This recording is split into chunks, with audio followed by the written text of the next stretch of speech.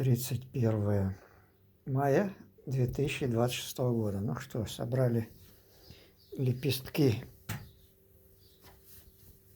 из чайной розы.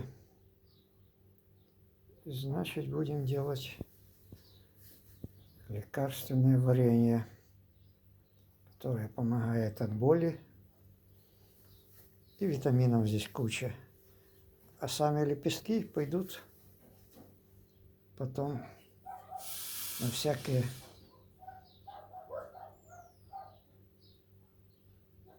изделия из теста. Очень вкусные.